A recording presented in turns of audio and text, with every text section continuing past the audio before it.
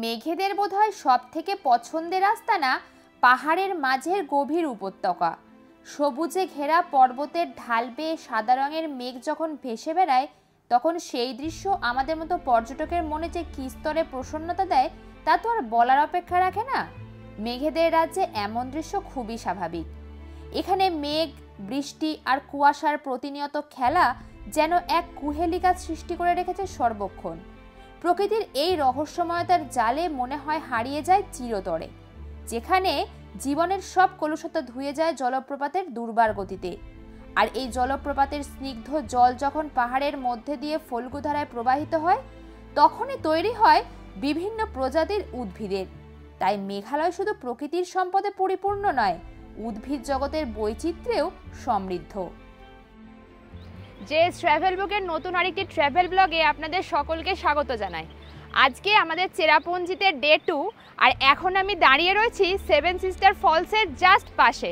এই আমার বাঁ পাশে হচ্ছে সেভেন সিস্টার ফলস, আর আমার ডান দিকে রয়েছে কালকে আমরা যেখানে হোটেলে এসে উঠেছিলাম সেই স্টে। লিংক পেয়ে যাবেন এই ব্লগের আই বাটন এবং ডেসক্রিপশনে। আর আজকে আমরা সেভেন সিস্টার ফলস থেকে যাচ্ছি ডাউকি। এই সম্পূর্ণ জার্নি এই ব্লগে তো থাকবেই, সাথে আমরা স্টে করব ভারতের ক্লিনেস্ট ভিলেজ মাউলিনং। সেই সম্পূর্ণ তথ্য জানতে হলে স্কিপ না করে ব্লগটা দেখতে থাকুন।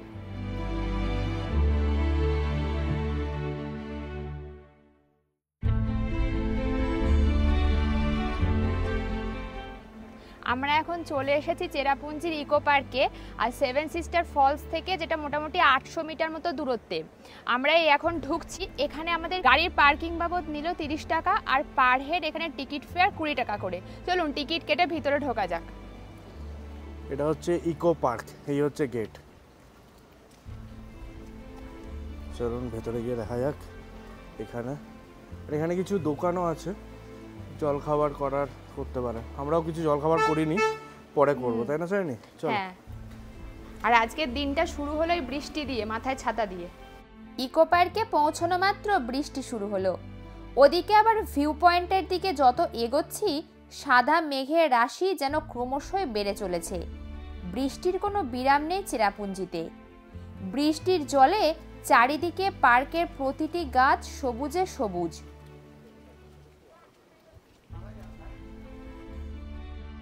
ইকো পার্কের ভিতরটা সুন্দর করে সাজানো। গুটি কয়েক দোকানও রয়েছে ভিতরে, যেখানে স্থানীয় জনজাতি খাসিদের ট্র্যাডিশনাল ড্রেস রেন্টে পাওয়া যায়। এখানের সংস্কৃতির ফিল নিতে কিছু পর্যটক সেই সব পোশাক ট্রাই করে দেখছেন।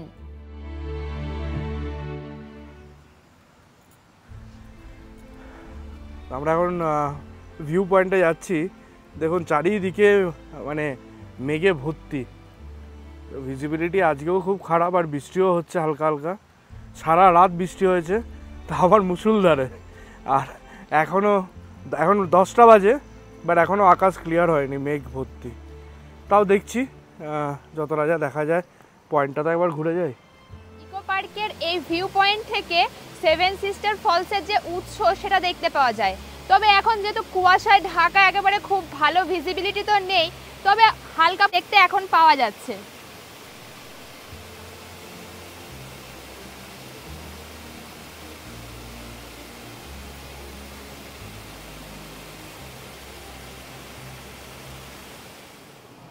সেভেন সিস্টার ফলসের সব কটা ধারা দেখা যাচ্ছে না ঠিকই, তবে মূল ধারাটা কিন্তু দুর্দান্ত দেখা যাচ্ছে।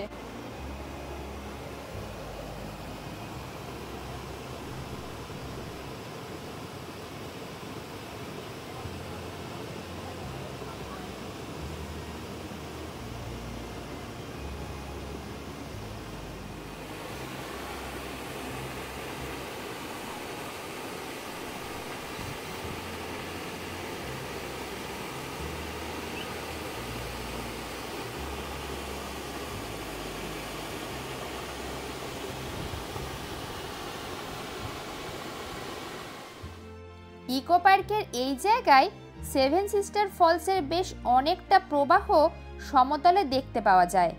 পর্যটকরা তাই ভিউ পয়েন্ট থেকে এই ফলসের রূপ না দেখতে পেয়েও খুব একটা হতাশ নয়। অধিকাংশই এই জায়গায় জলপ্রপাত দেখার আনন্দ উপভোগ করে নিচ্ছেন। আর দূরের সবুজ পাহাড় থেকে যখন এই জলপ্রপাত নেমে আসতে দেখলাম আমরা, তখন আমাদেরও মন ভরে গেল আনন্দে। গতকাল থেকে সেভেন সিস্টার্স দেখতে না পাওয়ার বেদনা এখানে এসে এক লহমায় মুছে গেল।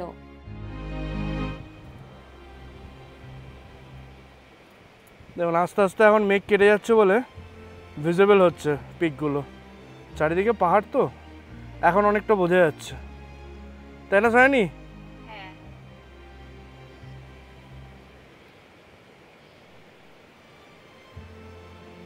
অপূর্ব, জাস্ট অপূর্ব।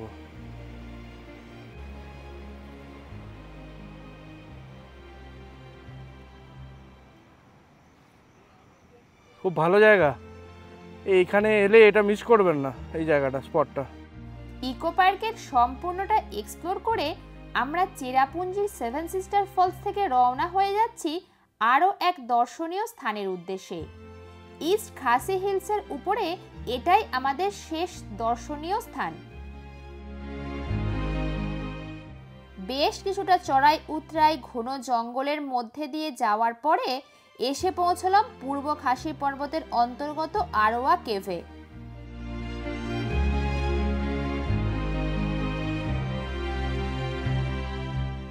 ইকো পার্ক দেখে আমরা এখন চলে এসেছি অরা কেভ দেখতে। এখানে পার্কিং বাবদ আমাদের নিল 30 টাকা, আর আমরা তারপর এখানে এসে ঢুকেছি। কি মেঘ দেখুন আমার পিছনটা, পুরো দৃশ্যমানতা একরকম নেই বললেই চলে। প্রচুর মেঘ।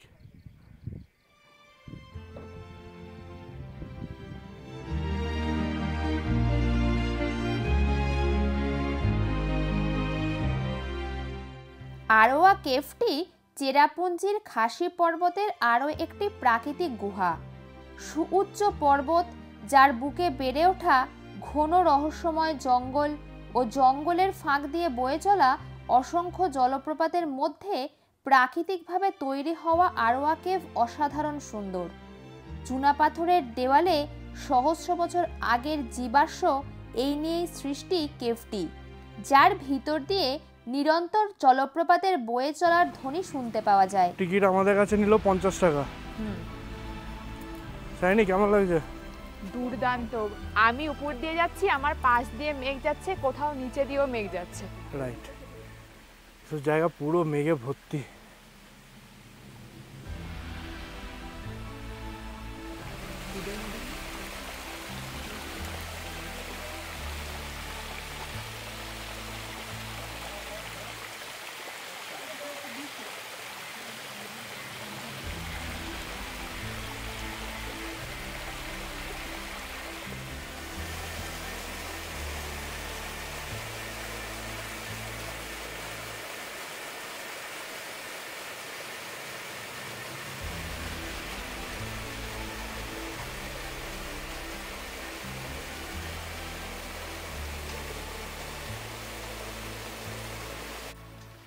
এই যে কেভের মুখে মোটামুটি পৌঁছালাম, বেশ অনেকটা 500 মিটারের মতন হেঁটেছি এইটে, তবে কেভের এই মুখ অব্দি পৌঁছালাম আমরা। আর খুবই সুন্দর। এই কেভটি কোনো অংশে আরব্য রজনের তুলনায় কম রোমহর্ষক নয়।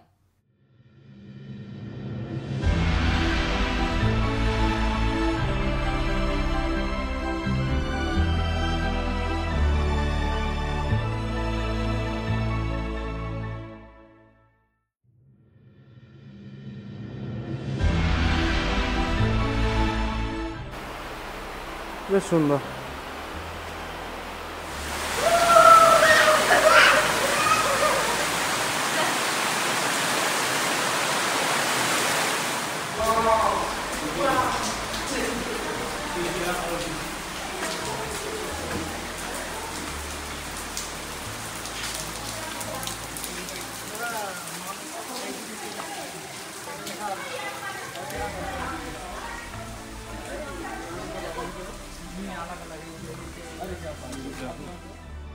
আরোয়া কেভ দেখে আমরা ভেসে যাওয়া মেঘের জলে এমন ভিজে গেছি যে একটু চা কফি পান না করলেই নয়। তাই ছোট্ট একটা কফি ব্রেক নিয়ে আবারও এগিয়ে যাচ্ছি মেঘালয়ের আরও এক দর্শনীয় স্থান জয়ন্তিয়া পর্বতের দিকে। আর এই পাহাড়, ঝর্ণা, জলপ্রপাত, গুহা সব কিছুর ঊর্ধ্বে উঠে মেঘালয়ের পথে ভ্রমণকালে যেটা সবচেয়ে আকর্ষণীয় বলে আমার মনে হলো সেটা হলো এখানে ল্যান্ডস্কেপ। প্রতিটা ল্যান্ডস্কেপ পিকচার পারফেক্ট। শুধু এই ভূমিরূপের সৌন্দর্যে মুগ্ধ হয়েই যেন ঘন্টার পর ঘন্টা কাটিয়ে দিতে ইচ্ছা হয় মেঘালয়ের বুকে। কে বলে চেরাপুঞ্জিতে রোদ ওঠে না? হাসে, খেলে, কথাও বলে। আরোয়া কেভ থেকে জয়ন্তিয়া পর্বতে যাওয়ার সময় এই রকমই অপ্রত্যাশিত অভূতপূর্ব মুহূর্তের সাক্ষী থাকলাম আমরা। মেঘ বৃষ্টির লুকোচুরি এখানে উধাও। এ উপত্যকার রূপে মুগ্ধ হয়ে পর্যটকরা নেমে পড়েছে গাড়ি থেকে। যেন চেরাপুঞ্জির মেঘ আমাদেরকে ডেকে বলছে, দাঁড়াও পথিকবর তিষ্ঠ ক্ষণকাল। আর আমরাও সুযোগ হাতছাড়া করিনি। দুর্দান্ত মুহূর্ত ক্যামেরাবন্দি করেই ফেললাম।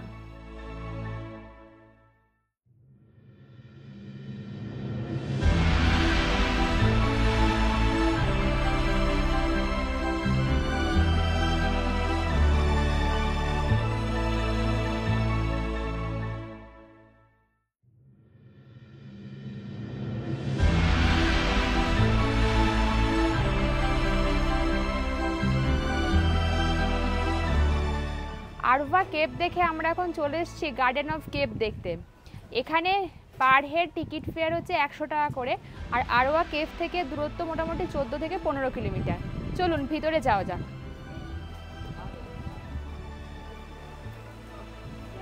এই যে এরকম এত ধরনের কেভ আছে এখানে। চলুন আগে যাওয়া যাক, আরও দেখি কী কী কেভ অ্যাকচুয়ালি দেখতে পাই। এই যে এদিক দিয়ে এন্ট্রান্স, আর এটা হচ্ছে টিকিট কাউন্টার। টিকিট কেটে এবার আমরা ভেতরে ঢুকছি। হ্যাঁ, ঢুকেই একটা সিঁড়ি আর ঝর্ণার আওয়াজ শুনতে পাচ্ছি, হয়তো আপনারাও পাচ্ছেন। আর আমাদের টিকিট বাবদ পার পার্সন 100 টাকা পড়লো, আর গাড়ির পার্কিংয়ের জন্য 20 টাকা। আর এই ভেতরে ঢুকেছি, চলুন দেখা যাক কী কী ধরনের কেভ আছে। এন্ট্রির পরে এই যে এখানে দেখছেন লেখা রয়েছে স্পট 1, এদিক দিয়ে ঢুকতে হবে, দিয়ে ঘুরে আপনাকে পুরো কেভটা যেতে হবে। হ্যাঁ, মানে এরকম মার্কিং করা আছে আর কি অ্যারো দিয়ে, প্লাস এরাও পাশে লোকজন আছে, ওরাও বলে দিল। তো চলুন, বাই দ্য ওয়ে এখানে সব কেভই কিন্তু ন্যাচারাল, সেরকমই লোকেরা বললো এখানে। চলুন দেখা যাক।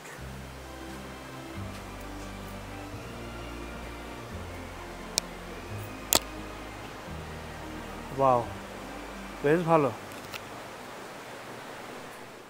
কেভের ভিতরে উপরের দেওয়াল থেকে সব সময় জলধারা চুইয়ে পড়ছে, তাই আমরা ছাতা ছড়িয়ে নিয়েই কেভের ভেতরে ঢুকে গেলাম।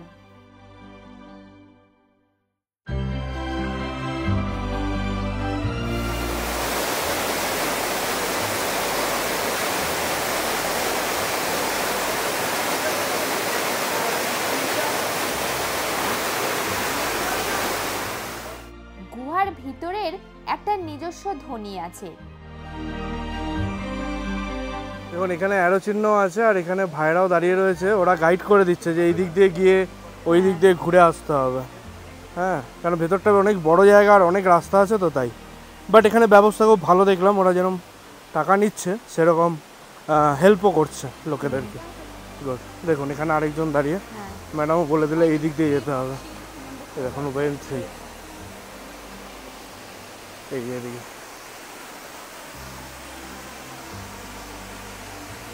ঝর্ণা সায়নি, অনেকগুলো ঝর্ণাও আছে এখানে দেখলাম, জায়গায় জায়গায় ঝর্ণা আর কেভ। শুধু এটাকে গার্ডেন অফ কেভ বললে ভুল হবে। গার্ডেন অফ কেভ আর গার্ডেন অফ ওয়াটারফলসের মিশেল এই জয়ন্তিয়া পাহাড়ের বুকে গড়ে ওঠা গার্ডেন অফ কেভটি। বাহ, এখানে লাইট বেশ ভালোই দেওয়া, সাফিসিয়েন্ট। আরে বাস, এই আমরা এদিক দিয়ে এলাম গুহাটা দেখে, দিয়ে আবার ওপরে চলে এসেছি।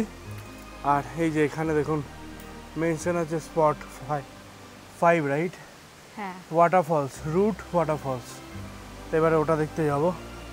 এদিক দিয়েও জায়গা আছে এটা যাওয়ার, চারিদিকে বেশ ভালো, সিনিক বিউটি খুব ভালো, পরিবেশ খুব ভালো, চারিদিকে জল পড়ছে, ঝর্ণা আর গুহা। দেখুন প্রত্যেকটা পাথর থেকে এরকম টিপ টিপ করে জল পড়ে যাচ্ছে, কন্টিনিউ।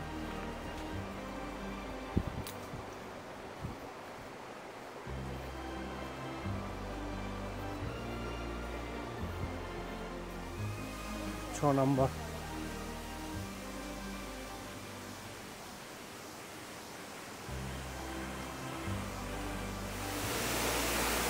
দেখুন এই ওয়াটার ফলসটা হেবি সুন্দর, অনেক উঁচু থেকে পড়ছে এটা,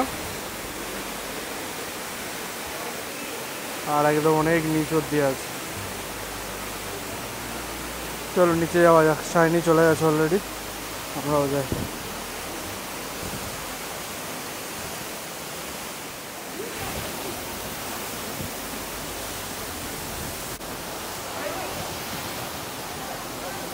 পুরো জলের ছাড় চলে আসছে আর কি এদিকে।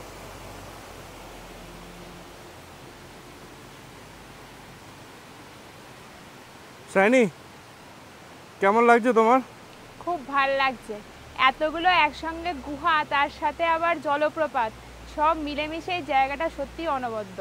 হ্যাঁ, আর এত ঝর্ণা, গুহা, ন্যাচারাল পরিবেশ, হ্যাঁ খুব ভালো। আপনারা চেরাপুঞ্জি এলে অবশ্যই আসবেন। কি শাইনি, তুমি রেকমেন্ড করো তো? একদম তাই, তার সাথে আবার জঙ্গলের ফিল পাবেন। একদম প্রচুর গাছ আছে।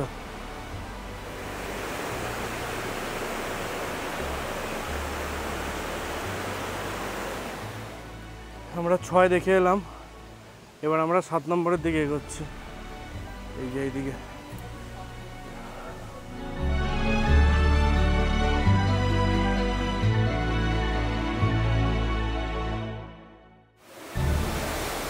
এই আর একটা জলপ্রপাত, অপূর্ব, পুরো কুয়াশায় ঝাপসা হয়ে গেছে।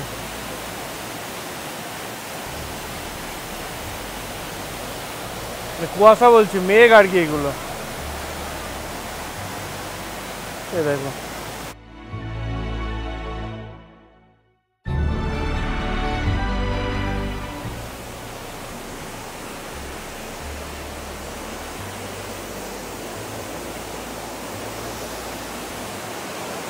দেখুন জাস্ট কি অপূর্ব, মানে এই জলটা পরে এমন মেঘের মতন হয়ে যাচ্ছে যে কিছু দেখা যাচ্ছে না। অসাম।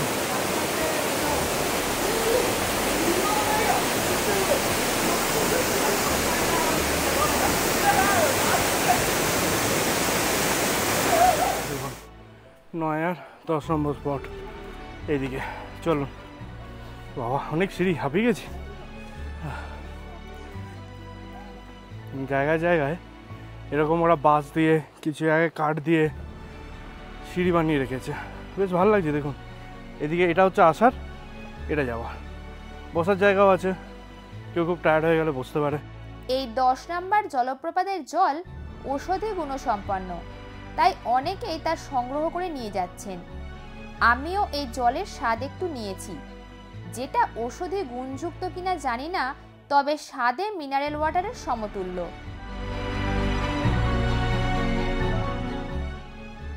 গার্ডেন অফ ফলস দেখে এখন আমরা যাচ্ছি জয়ন্তিয়া পাহাড়ের কোলে বেড়ে ওঠা পরিচ্ছন্ন গ্রাম মাউলিলংয়ের উদ্দেশ্যে। চারপাশের দৃশ্য অসাধারণ, তবে আমাদের এখন বেশ খিদে পেয়েছে, চাইছি একটা ভালো মানের খাবারের রেস্তোরাঁ।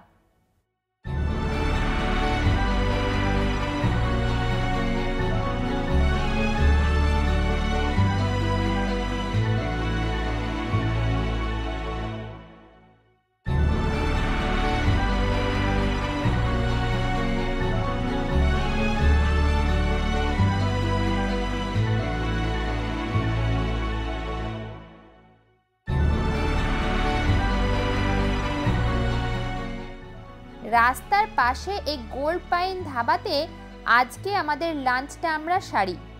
খাবারের মান ও স্বাদ দুর্দান্ত। এই পথে খাবারের দোকান নেই বললেই চলে, তাই বাঙালি খাবারের স্বাদ পেতে চাইলে এখানে নির্দ্বিধায় আসতে পারেন।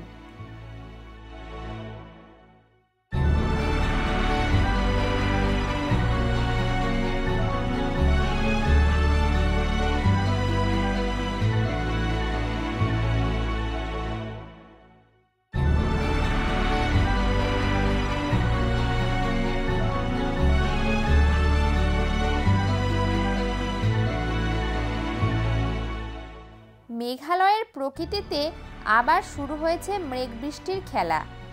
আমাদের যাত্রাপথকে আরো সুন্দর করে তুলতেই যেন তাদের এই লুকোচুরি।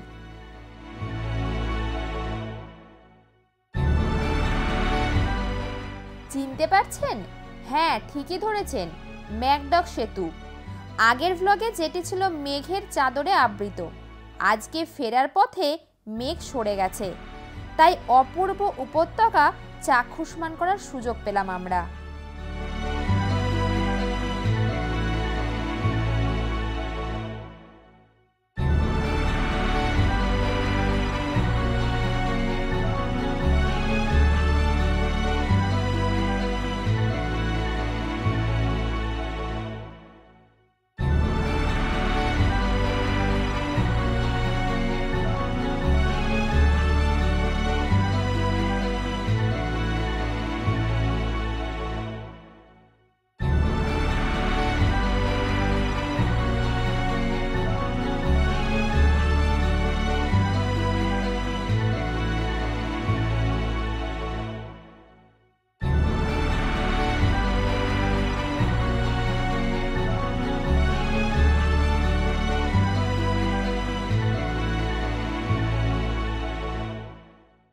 পাইনের বাগান, দুর্দান্ত সব ল্যান্ডস্কেপ অতিক্রম করার পর এখন ডাউকি যাওয়ার পথে রাস্তার এই স্ট্রেচটিতে কাজ চলছে, তাই রাস্তার অবস্থা যথেষ্ট খারাপ।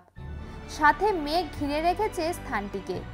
সব মিলিয়ে এইটুকু পথ একটু বিড়ম্বনারই কারণ মাউলিলং ডাউকির পথে। এখন বাজে 5:06। আমরা একটু দাঁড়িয়েছি ওয়াশরুম ব্রেকের জন্য। আর চারিদিকে পরিবেশ দেখুন, পুরো মেঘে ভর্তি, কিচ্ছু দেখা যাচ্ছে না। ওই যে দূরে যেটা ব্লিঙ্ক করছে ওটা আমাদের গাড়ি আর কি। জাস্ট রোড সাইডে দাঁড়িয়েছি, পুরো রাস্তা আমরা ফগ পেয়েছি, মানে থ্রু আউট এরকমই ফগ ছিল। এই লাঞ্চ করে বেরিয়েছি তার একটু পরে মেন রোডে ওঠার পর থেকে। সো ভালো লাগছে, বাট খুব থ্রিলিংও লাগছে আর ভয়ও লাগছে, বিকজ দুদিকে খাত, রাস্তার কাজ চলছে সামনে, তারই মধ্যে গাড়ি আমাদের এগোচ্ছে। সো ঠিক আছে, আস্তে আস্তে আরামসে এগোচ্ছি, হয়তো পৌঁছাতে সময় লাগবে আমাদের, but it's okay, safety first. আর আজকে তো জাস্ট পৌঁছে একটা ভালো রুম দেখে নিতে হবে। আমাদের রুম কোনো বুক নেই, আমরা ওখানে গিয়ে বুক করব। দেখা যাক কখন পৌঁছাই এবং কী রুম পাই।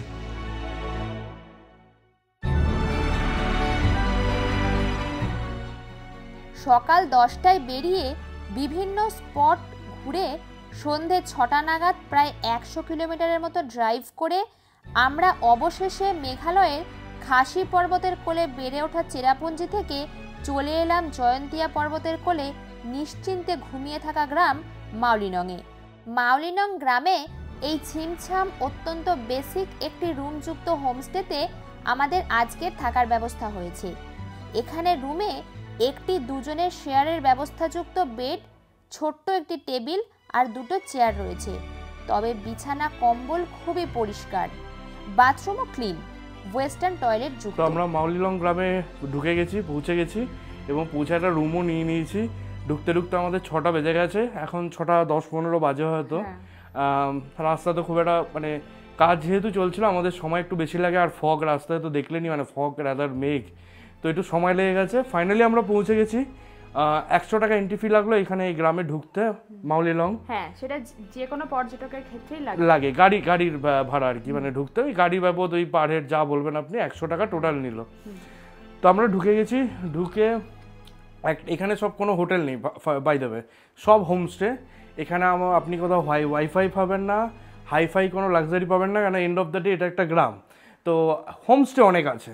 আমি একটা হোমস্টে নিয়েছি, বেসিক হোমস্টে, দোতলায় নিয়েছি একটা রুম। আপনাকে দেখালাম রুমটা, অ্যাজ সাচ বিশাল কিছু নেই, নর্মাল একটা পাখা রয়েছে আর লাইট রয়েছে আর বাথরুমটা পরিষ্কার, রুমটা পরিষ্কার, বিকজ এমনি গ্রামটা পরিষ্কার পরিচ্ছন্নতার জন্যই ফেমাস। আর গ্রামটা খুব সাজানো গোছানো। তো আজকে জাস্ট উঠে গেছি, খুব টায়ার্ড, এখন একটু ফ্রেশ হয়ে নেবো। কাল সকালে উঠে এই পুরো গ্রামের ট্যুর দেবো। তার সাথে থাকবে ডাউকি, আমাদের ডাউকিতে রিভার রাইড, তার সাথে থাকবে ফিফি ওয়াটারফলস। তো এই সমস্ত থাকলো নেক্সট ব্লগের জন্য। যদি আপনারা নতুন হয়ে থাকে তো তাহলে চ্যানেলে সাবস্ক্রাইব করে দিন, যাতে কোনো ভিডিও আপনাদের মিস না হয়ে গিয়ে থাকে। আর খুব ভালো থাকবেন, ঘুরুন সতর্কভাবে।